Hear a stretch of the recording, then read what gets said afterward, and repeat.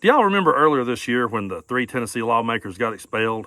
Justin Jones, Justin Pearson, and Gloria Johnson, the Tennessee 3. They were expelled because they stood up against gun violence. And we had U.S. Congressman Tim Burchett stand up and say, well, we ain't going to fix it. Ain't nothing we can do about it. I mean, hell, if somebody's going to hurt you, they're going to hurt you. You just got, my daddy always told me that. Remember that? Well, I made a whole lot of people mad when I said that the reason Tim Burchett said that is because he's in bed with the NRA. I made a whole lot of people mad when I said the reason Tim Burchett said that is because guns is a big business, it's a big industry, and he's going to follow the money. A lot of people got upset at me for saying that. But a couple of days ago, Smith & Wesson opened up its new headquarters in Maryville, Tennessee. And guess who was there to help them cut the ribbon? Yeah, you guessed it, Tim Burchett.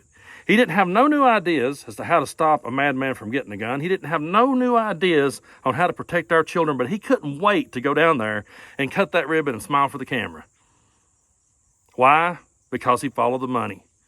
Why? Because guns is an industry and a big business of these people, and they're not going to rock the boat. How do you sell more guns? You do it with fear. It's no different than when the used car salesman used to tell you they'll never make another car like this again, when they always dupe your granny into buying that minivan. It's the same tactics, the same thing.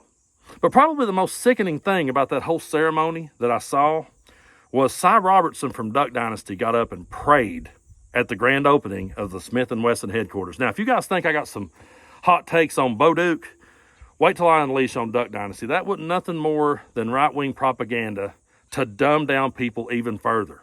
And that dude did a great job at that act. I'll give him that much. But he goes down there and he bows his head and he prays and he thanks God for the Second Amendment.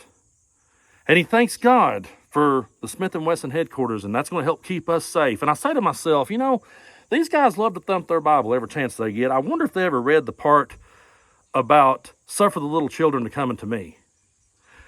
I wonder if they ever read the part about if someone were to hurt one of these little children, it would be better that a millstone be tied around their neck and them cast to the bottom of the sea than to stand before me in the day of judgment. You know, if the Lord would have a problem with someone going out here and hurting a child, then don't you think he would have just as big a problem with the ones who enabled it, with the ones who made it easier for him to do so?